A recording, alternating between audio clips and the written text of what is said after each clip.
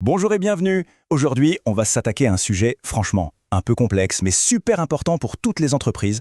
Comment on fait pour s'y retrouver dans la jungle des logiciels de gestion du temps et des activités en 2025? C'est un choix qui est loin d'être anodin, alors on va décortiquer ça ensemble. Bon, pour commencer, imaginez la scène. Cette phrase, c'est le quotidien de tellement de services RH et de managers. Un vrai casse-tête administratif, quoi.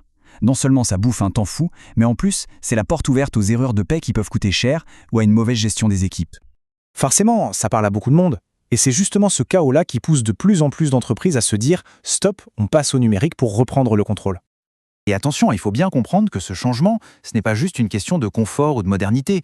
Non, c'est une vraie décision stratégique qui a des répercussions sur toute l'organisation. D'ailleurs, petit point vocabulaire pour qu'on soit tous sur la même longueur d'onde, le terme technique pour ces outils, c'est GTA, pour gestion des temps et des activités. Voilà, c'est le mot qu'on va utiliser pour la suite. Et si jamais il y avait encore des doutes, ce chiffre, il est sans appel. 73%. C'est énorme. Près de 3/4 des dirigeants le confirment. Un logiciel, c'est bien plus performant qu'un suivi à la main.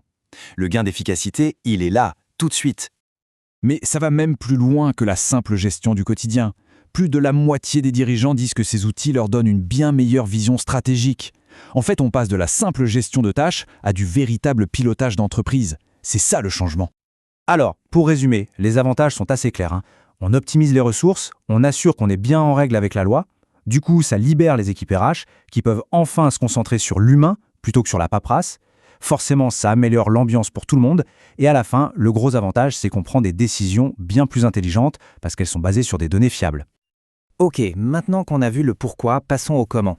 Parce que c'est bien beau tout ça, mais comment on choisit? Avant même de regarder les produits, il faut une méthode.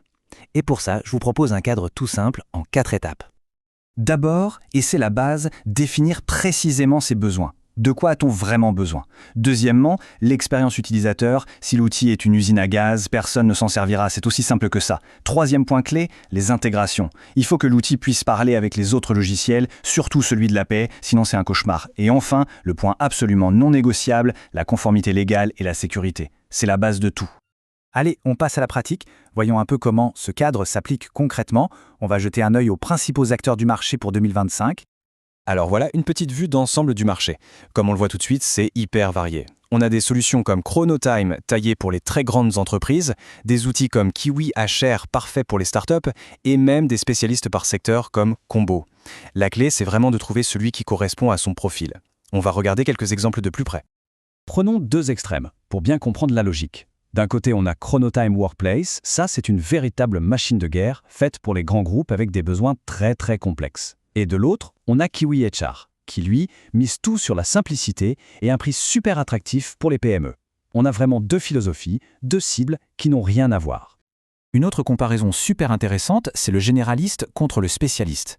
Eurecia, par exemple, propose une approche très large pour améliorer la qualité de vie au travail en général dans les PME de bureau. En face, un acteur comme Combo est ultra spécialisé pour les équipes de terrain, la restauration, le commerce, des secteurs avec des plannings très changeants et des problématiques uniques. Le choix dépend vraiment de son secteur d'activité. Bon, on arrive à la conclusion de tout ça. Après avoir vu la stratégie, la méthode, les acteurs du marché, c'est quoi finalement le message le plus important à retenir? Eh bien, le point crucial, le voici, il n'existe pas de meilleur logiciel dans l'absolu. Ça n'existe pas. Le meilleur outil, c'est celui qui vient résoudre vos problèmes, les plus urgents, les plus pénibles. La recherche n'est pas de trouver le meilleur produit du marché, c'est de trouver le meilleur produit pour son entreprise. Alors pour finir, je vous laisse avec une question pour lancer la réflexion. Pensez-y. Quelle est la seule tâche administrative qui, si elle était automatisée demain, transformerait radicalement une journée de travail? La réponse à cette question, c'est sans doute le meilleur point de départ pour commencer à chercher le bon outil. Merci d'avoir suivi cette analyse et à très bientôt.